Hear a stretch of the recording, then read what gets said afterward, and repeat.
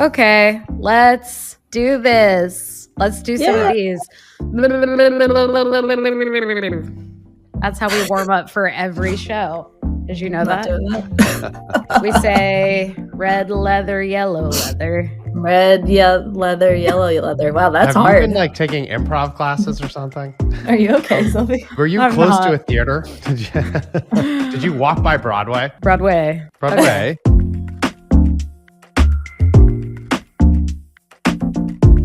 Welcome to Talking Loud with Chris Savage, the show that's serving up the loudest takes on building businesses, top-notch products, and unforgettable brands. Today, I'm here with a guest I know very well. It's Wistia's Senior Director of Brand Marketing, Taylor Corrado. Taylor, how are you? I'm good. I am recovering from the flu like many other people, but I am feeling better today, and I'm excited I got to be here with you guys. That's awesome. I'm also shout out flu. Shout out the flu. Shout out A flu, or type shout B? out COVID. Shout out many ailments. Shout out not being able to hear out of my left ear, and also the elusive cough, which we've heard about. Okay, so for those listening and also watching, Taylor is a key player in shaping our marketing strategies at Wistia. I'm excited to dive into a lot of what we're doing, why we're doing it. But first, Taylor, I have to ask you the question: what's got you talking to loud today? You know, Chris, we had dinner a couple of weeks ago during Tabor, and we were talking about gut health. Yeah. And I cannot stop thinking about it or talking about it for the last year. I've been on this gut health journey after having COVID, and I just got the flu, and I've been working with a functional medicine doctor to even remedy that. So I can't say enough about it, and just thinking about your gut health and microbiomes and all of that, those fancy things that people talk about on podcasts, they actually work. Yeah. What should we stop eating immediately? What should we start drinking or eating immediately? Processed food, any processed food, snacks, anything that doesn't come out of the ground or isn't from an animal. And I'm not a doctor, but anything that comes from a factory, it's got chemicals and it's got the wrong stuff in it and probably loaded with sugar. Yeah, and for those of you who weren't with us at the dinner, basically we were talking about how there's a great documentary on Netflix, I think, called Hacking Your Health, about the gut microbiome, and it's just a topic that's coming up a lot, which is around the connection between our gut health and our mental health, and how we feel is just much stronger than anyone thought. And it's really confusing because there's billions of bacteria in there. It's hard to understand what they all do. But there's very, very clear connections between how people feel being depressed, not based on what you eat. There's no clear answer on any of it, mostly. No. But I think it is really interesting because once you start to go down this rabbit hole of learning about it, and if you see any impact at all, for me, I used to be able to not eat dairy for 10 years, and now I can. And that was kind of a shocking thing. And I was oh, I didn't realize I was still having butter the whole time, which I always thought was because it was all milk fat versus milk protein. I thought milk protein was essentially microdosing dairy for 10 years. So then it was fine. And it's just this weird. We've heard about this on this show. Yeah. So it's just a funny thing. And once you start looking, it's oh, what can affect your gut health? It's well, alcohol can affect your gut health. Okay. It's obviously alcohol kills things. That's not great. Having a diverse diet matters.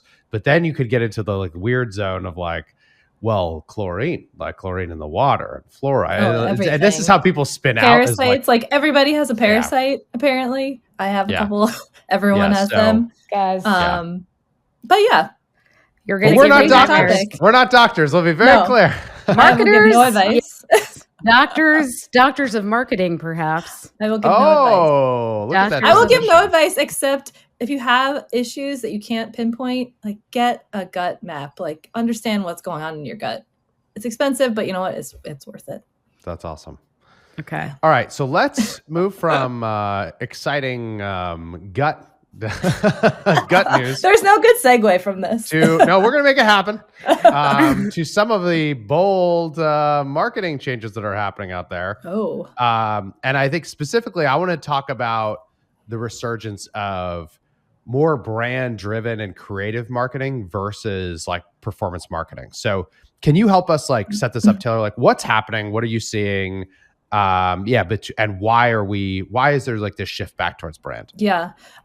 So I've been a marketer for like 16 years. And in that time, I built my knowledge and my career on being able to pinpoint and attribute all of your marketing activities to potential revenue, whether you're directly impacting it or indirectly. There was so much data over that time period that we were given and that we were exposed to and that we were like forced to make sense with from leadership that wants to invest in marketing.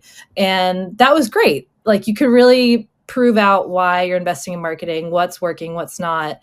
And we've seen this shift over, I would say, the last 3, 4, 5 years of a lot of that data going away, or a lot of people not, opting into cookies, or the algorithms like continuing to, not show us like where people are searching or the keywords that they're searching and tying that into traffic. And so we're just getting less and less data now. I was like seasoned. I grew up, which is such a terrible way to think about it, but I grew up with data and marketing, now we're losing that. And we're trying to make sense of, well, we used to be able to say what worked and what didn't and how it drove revenue, but now we kind of need to be a little bit less specific and less dependent on that data because it's not accurate or we don't have enough of it. And we're now seeing the shift back to, we talked about it at an event we did, Chris, around the Mad Men era. And, you put out a billboard, or you put out a ton of new advertising that's really splashy and in a lot of different channels. And then you see a return afterwards, like 3-6 months after. And that's like somewhat how you can attribute your efforts.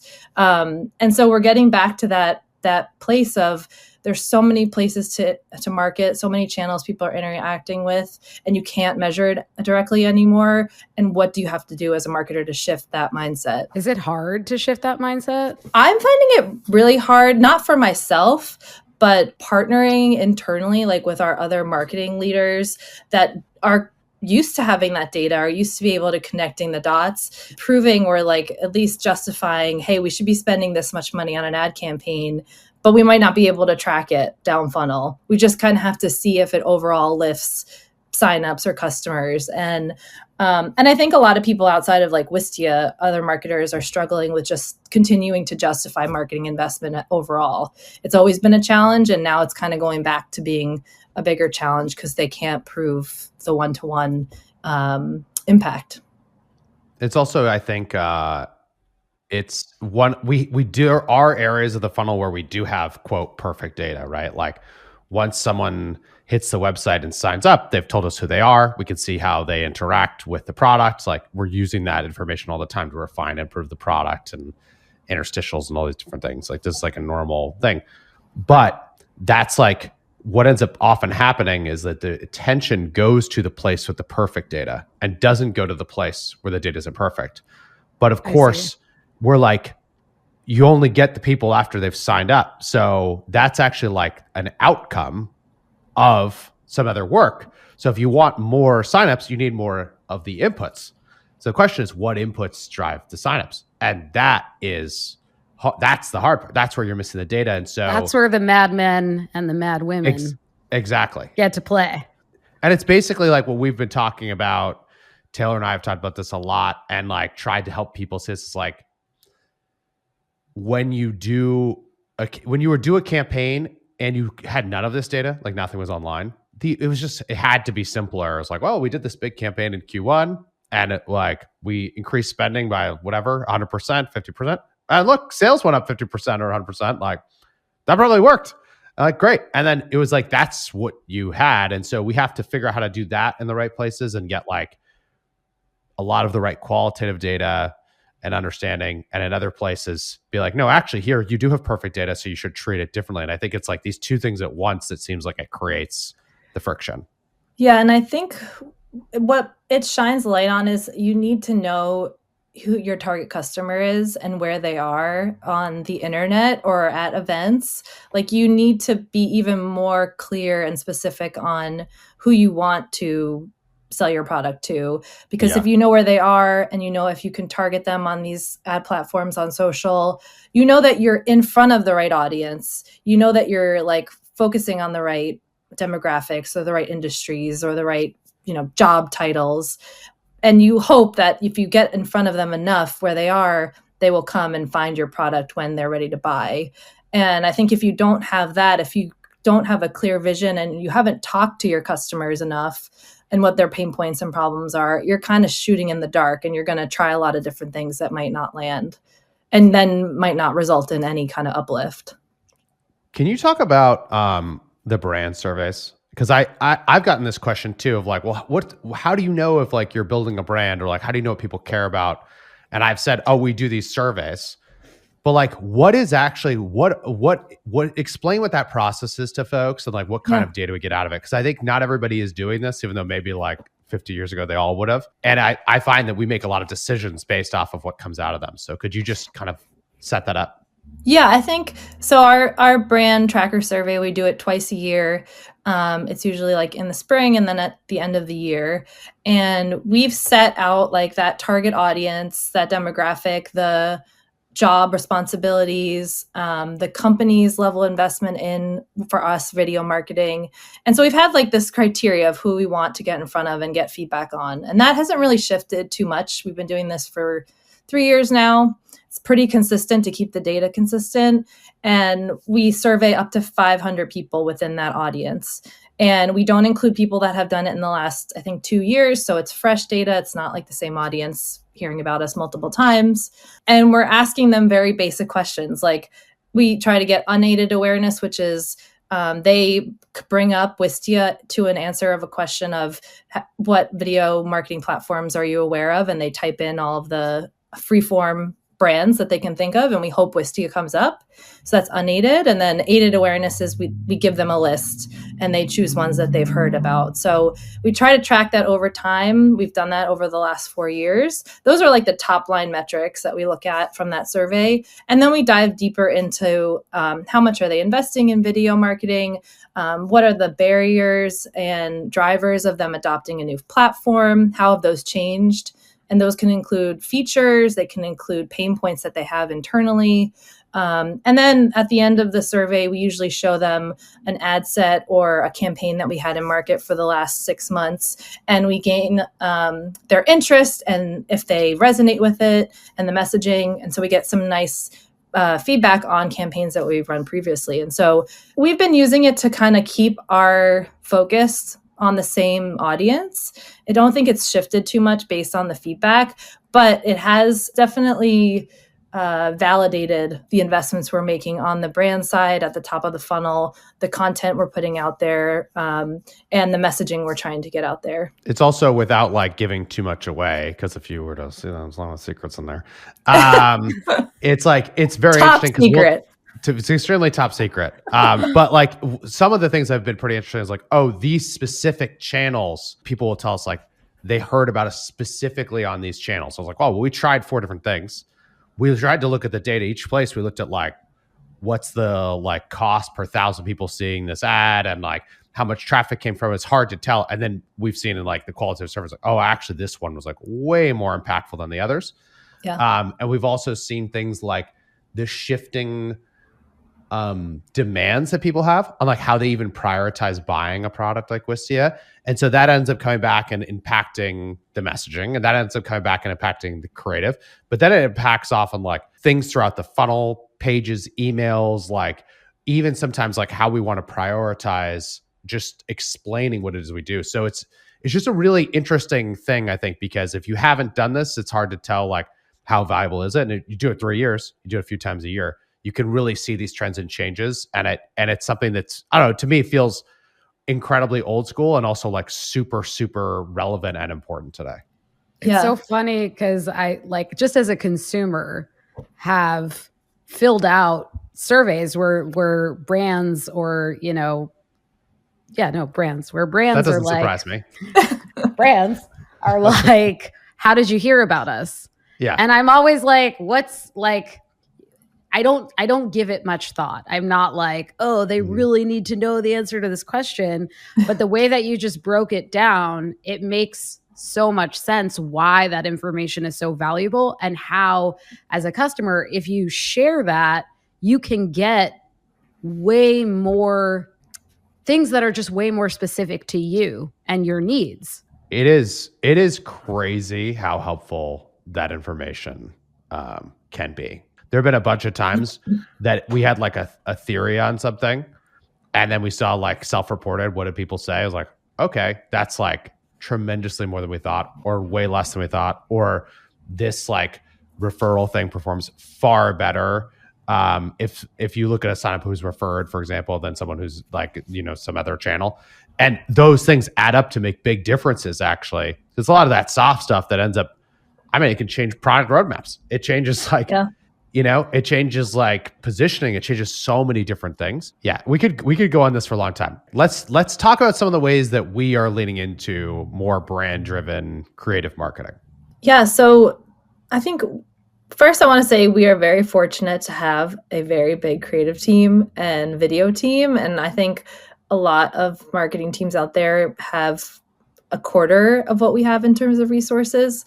And they have a lot less to work with. But I think what we've been trying to do is really infuse our brand and our personality into all of the different types of creative that we're putting out there. So it's not just brand awareness advertising. It's not just about getting Wistia's name out there. It's also about like telling our product story in a brand forward way, or talking about our customers in a brand forward way. So like our Explainly case study video is a great example of us telling a story about a customer using a product, but in a really fun and creative way. We like shoot it almost as like a little like mini documentary of like how they're using it within their office. And so I think what we try to do at Wistia is almost think about the boring content that you have to create and how do you make it less boring, or how do you make it entertaining, or how do you put a spin on it so that it not only captures people's attention, but it's also informative and it speaks to who your company is and what your brand looks like. So we're doing that in a lot of different places. It seems like at Wistia, you guys have a lot of permission to play and to be creative. And that was like from the jump, right? You and Brendan, like that was part of your whole vibe. And at other businesses, that permission might not be there. So what advice do you have to marketers who are like, I have this idea for a kind of crazy thing to do. I don't know how to like move it up the ranks. I don't know how to get that green light. I think there's a few things they can do. I think one is they're probably getting inspiration from somewhere of a crazy idea. Like it's very hard to come up with original ideas these days. And so if they have examples even just emulate something that they want to do from a competitor, or even like a non-competitor, even another industry that is unrelated, if they can show how that is resonating in the market to their leadership or their boss, that can help just like prove out that this is something worth testing. I also don't think like you need to have a full-blown production to test out a crazy idea. Like you can do it minimally, you can do it internally. Like Chris, you and I talk a lot about starting internally and taking something like a presentation to a team and like trying to spin that into a fun, creative idea. We do that like internally with our meetings and our doc walk through sometimes. And just like trying to find that safe, low risk space to start testing those ideas out. But I think those are two things, thinking about it from what other people are doing and can you show the proof in the pudding without actually doing it, and starting internally just to test those ideas out. I love that. People should do more of that. Yeah, I think people are just that simple. I think people are, listen, not like everyone can come up with like a really creative brand forward idea, or like they can't visualize it, but they can find a partner to work with, whether it's like a freelancer or a designer or someone that is creative that can like bring their idea to life as an example and say like, hey, this is something that we want to do. Especially like with AI, you can come up with crazy examples without spending any money, and just show, like, get the visual to show leadership or show folks what you're trying to bring to life is also really important. Yeah, I think it's just also like small things can turn into big things is what I would say. So it's like you can take a very small risk, and if it pays off, everyone can start to like understand the implications of that, and I can give you more permission to do bigger and bigger things. And I think sometimes people jump to the biggest, most wild idea because they think it's going to move the needle the most, and that might be true actually. But if you can start with these small things and build consensus and momentum, it's becomes so much easier to do those big things later. Yeah. And I think like thinking about a channel that you already have that's performing well or has high engagement, like let's say your email list is like really engaged, you have great open rates, you have great click-through rates, like use that channel that's already doing well to test out your ideas. Don't try to go somewhere new to see if it works because you don't have the audience built there yet. Yeah, you can't tell. Yeah, you won't know. You'll think it's a failure because you're trying a totally new audience that isn't engaged yet. But we do this a lot with like our subject matter experts on LinkedIn. Like we test messaging in Chris's channel all the time, or we put it on my channel and see what works. And that's just seeing what sticks, like throwing the spaghetti at the wall and see what sticks. You got to do it. So let's go zero in a little more. So we use so much video in our marketing, obviously video company, but also it really works. So can you talk about a little bit about like, from a content marketing perspective, like why has video become so important in our marketing? I think like 2 years ago, I would have still heard and said video is still like kind of on the back burner for folks. Like they're scared to invest in it, or they don't have people that want to get on camera. I mean, I remember that in like one of our inbound sessions 2 years ago. And I think because social media has changed so fast in the last 2 years and being so video first, not only with like TikTok since the pandemic, just like driving all of them all to adopt video, but now LinkedIn is driving video first. But it's like, it's such an emotional medium. And so many people are consuming their content through video now that marketers can't see it as a nice to have. Like it has to be, if not the way that you communicate most of your content, at least a core part of your content marketing strategy, because the channels that you're advertising in or you're posting organically in are video first. Or the podcast that you're producing, like people want to watch you on YouTube or on Spotify now because you can watch videos on Spotify. And I know like Sylvie we've talked a lot about that, but like, go ahead.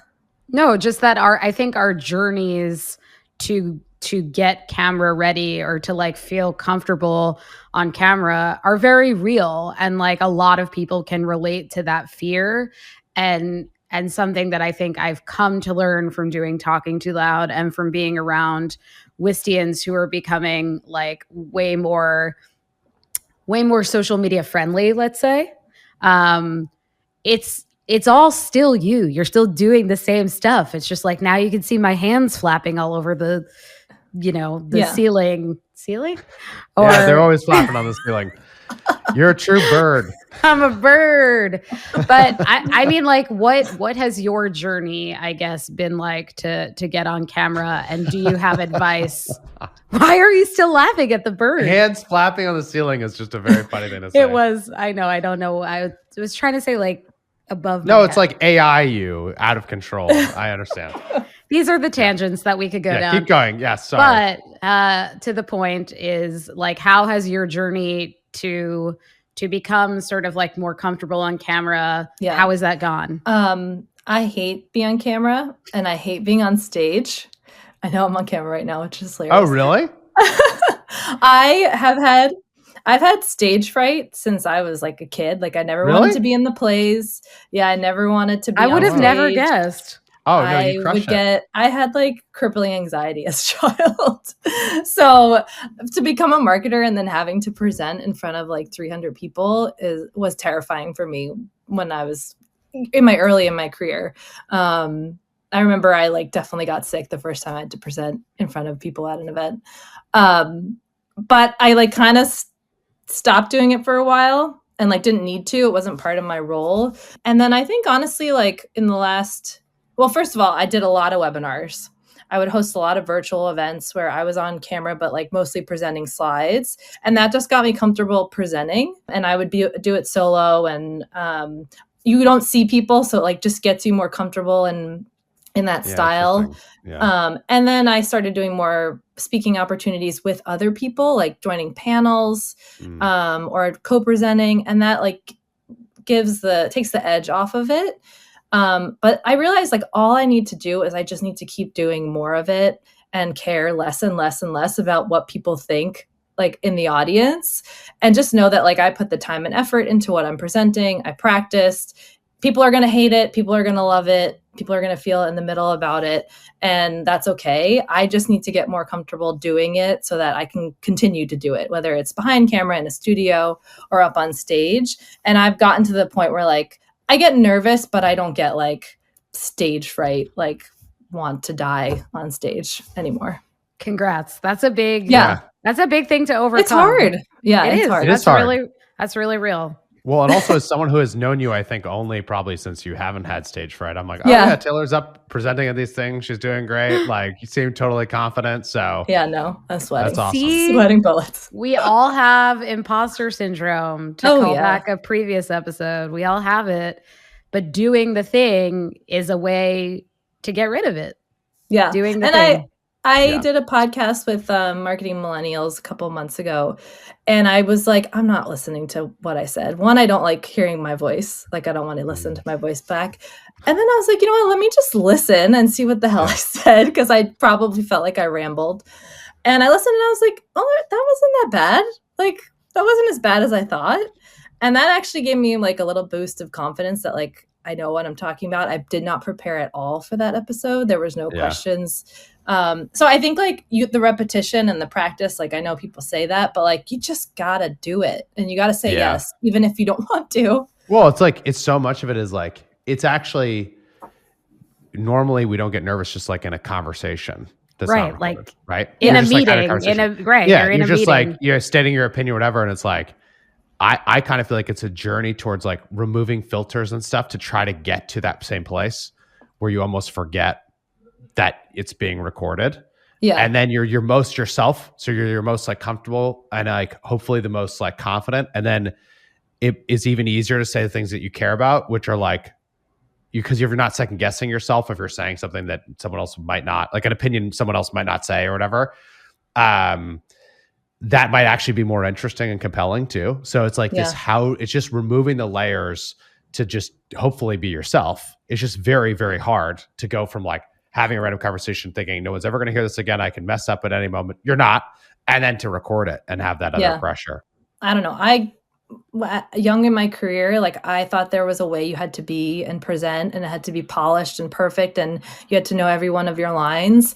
And I just realized that I need to do what's like comfortable for me to be on stage or be in front of folks. And that's like not over prepare, not memorize my lines, like know my talking points, go through it a couple times, and then like I can do this. I've talked about, I think I forget who says it, but they're like, you know what you're talking about. You've talked about it a million times. You're just in front of people doing it. So, last week, I think my 7-year-old had a recital. It was her first real recital playing piano. And she was doing like a duet with like a high school student.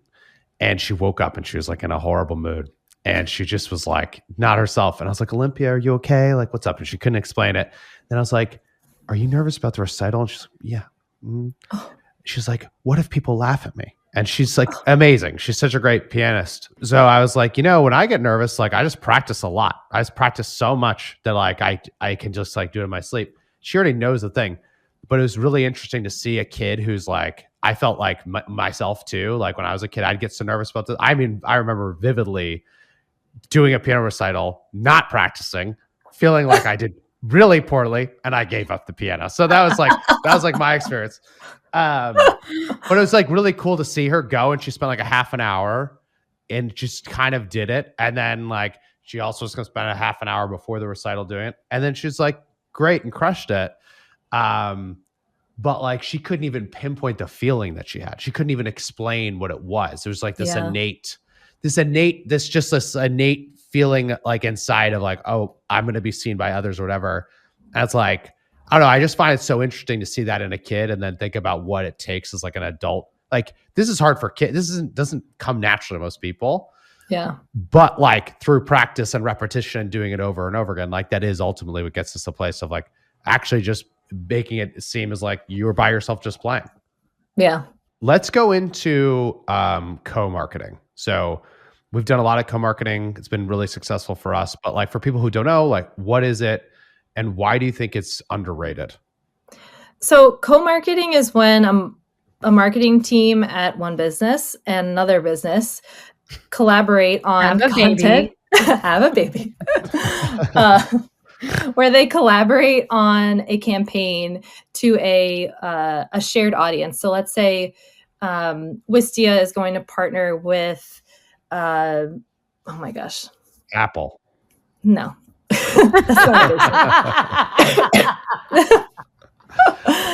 So that cracked me up. No.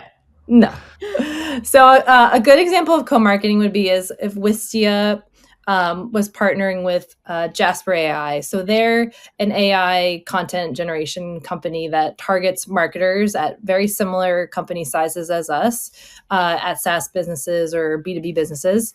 And so we have a shared target audience, but maybe our audiences aren't overlapping right now, or we aren't in front of an audience that Jasper has built. And so we're able to not only leverage their audience, but also their brand that they've already built with that audience, and vice versa, to not only drive brand awareness, but product education, and potentially even turning it into a co-selling or a product integration down the line. I like to think of co-marketing as like the first step to get into the door of a partnership with another brand that you really want to be closer with.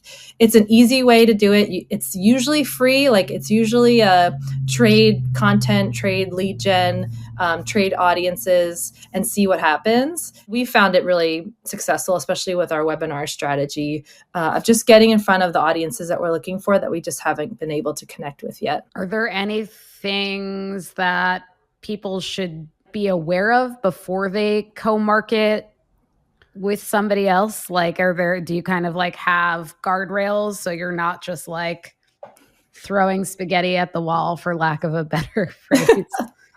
I think you have to go in knowing that the company you're trying to partner with may or may not have the resources to do so. And every company has a different partnership strategy or lack of one. And so it does take a lot of effort and outreach and relationship building to actually find the good ones that will meet you where you're at, or at least equally invest in the campaign that you want to run. So I think going in with like it's going to take a lot of work. It's going to take a lot of reps of reaching out and trying to connect with people. But then I think when you have a strong partnership, you can do more than one thing with them. You know, you can do shared blog content. You can do a co-hosted webinar. You can do in-person events. We did a lot of those with Superside and Jasper in the last couple of years. You can build out all of the different channels that you're working with for your business with that partner. And it just like levels each other up. You get more exposure, you get more engagement, and you get that joint brand factor. So it's going to take work, but the relationships you connect with, you can build on as you grow. I think it's also just like looking at the whole time we've done partnerships like this. It is interesting too that like I think a lot about both companies need to benefit, which might seem like funny to even say, like partnership implies that, but like if it's ever really lopsided, it doesn't usually end up continuing to work. Like you try to partner with someone who's really huge, and you get really excited, you have all these ideas of how it's going to change your business. Well, for you to be relevant to them, it's extremely difficult. So maybe you could just think once, but can you do it twice? Can you do it 3 times? Like that's very hard to do. It's very hard to get attention. And the converse is also true if you're the bigger party. And so a lot of it too is like finding relationships that are actually mutual. And when we've done that, we've had partners we've worked with over and over and over again. And it's really great. And it's a little bit challenging too, because it's like, you want to be in the same market doing different things on a path that probably doesn't have you set up to be like directly competitive. Sometimes that happens. But for it to really be beneficial, it has to be that other thing. And you need resources from both sides, and you have to continue to do it. And I feel like kind of similarly to what you're talking about before, Taylor, with like a channel, if you go put it in a new channel you've never done before, it may not work. So you have to bring it into the normal things that you're doing and see what kind of lift you can get. But it is really cool to see when it works well. It can be so impactful. Yeah, and I think it's a great way to test out. Like if you want to integrate with another product or brand, or you want to like collaborate on a service that you both can offer to customers, starting with the co-marketing effort is so low risk just to like test the water versus like building out a product integration and then it doesn't work or like people don't want it. It's just a way to get into the door and make a really easy ask to the brand. But I agree, like you have to be upfront and say this needs to benefit both sides. We want it to benefit you as much as us.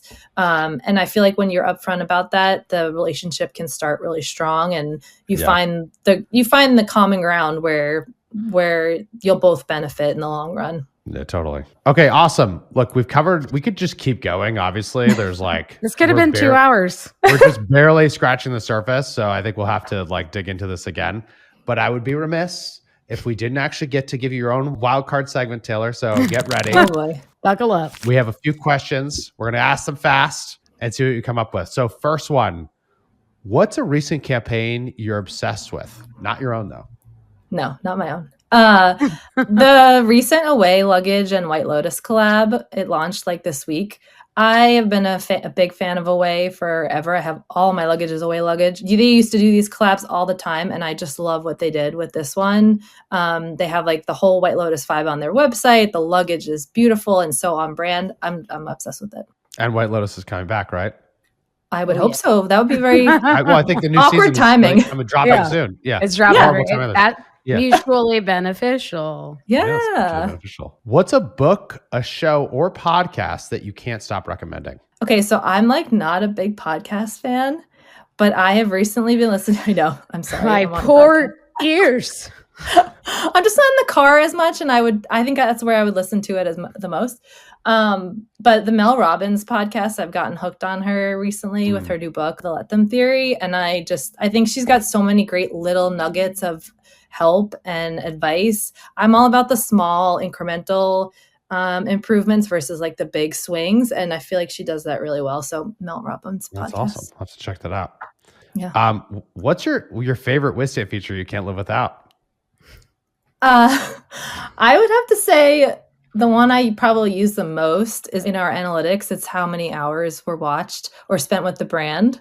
And that is just like a fun, different metric that a lot of people don't think about. But like you could have 5 views, but you could have like 50 hours watched. And that's like a huge amount of time someone's spending with your brand. So that feature is my favorite. That is sneaky useful. It is.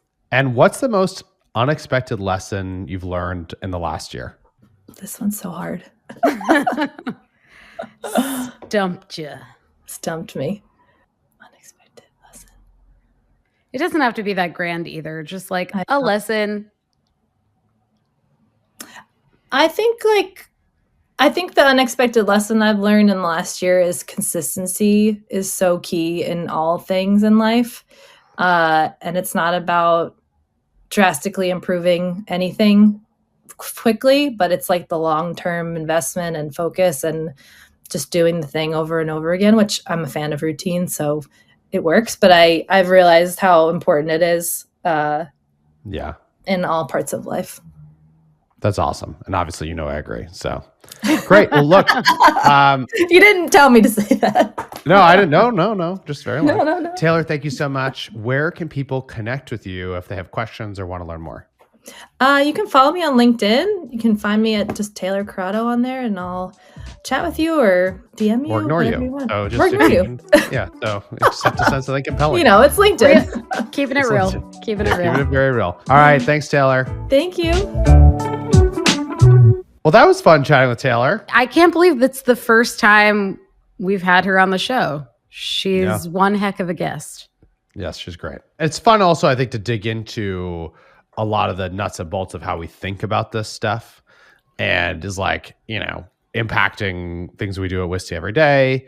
I mean, we talk a lot about marketing. We talk a lot about brand. We talk about video. But like, Taylor's like running these surveys. Taylor's thinking about the campaigns. She's pulling it together. She's like negotiating on budgets and all that kind of stuff, which is a lot of the most common questions we get. So it was super fun to have her on to talk about that.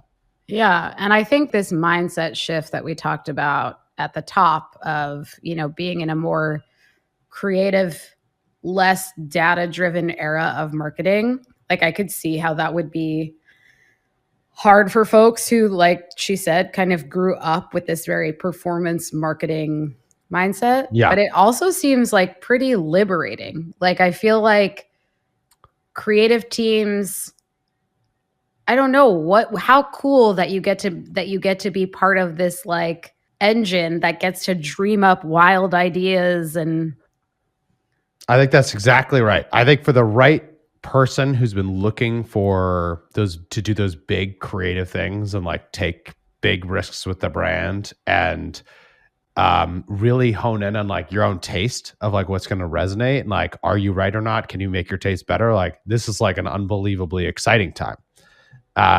And there's still so much opportunity in so many of these things, because the other thing, I mean, we said it in there, but it's like a lot of this stuff is hard to track at first. That can either be terrifying or that could be amazing. And one of the amazing parts of that is like, that means that not everybody just inherently is doing it yet. Like, because they have to build the systems, the confidence, it's a cultural shift. And so I think it gives a lot of opportunity to anybody who can take those risks. And I think it's like, it's like an amazing time to be working in this space if you get excited about doing big creative things. Is there one metric? Like, I know there's still some data, right? Some data that helps inform decisions, some data that lets you know if a creative campaign is working. Is there one thing that you think people should be tracking in this less tracking era? I mean, really what you want to do is like probably look at signups over time or traffic, pick one of them and, you know, average it out. Look at like the rolling 3-month average relative to like the rolling 3-month input of like what you did on the marketing side. So I'd like look at those campaigns compared to like the results. Like you have to if you know what your sales cycle is and it takes a lot longer or a lot shorter, great. But I think we have to remember that like with all marketing, someone has to see something a bunch of times to be impacted by it. And it just inherently takes time, right? Like, especially in a world where people do more research before they sign up and buy for things. And that keeps becoming more and more true. You to earn that trust is just harder. So it's going to take time. So you need something like that. It's also, I think, always shows up qualitatively earlier. Like if you do something that's remarkable, people will tell you.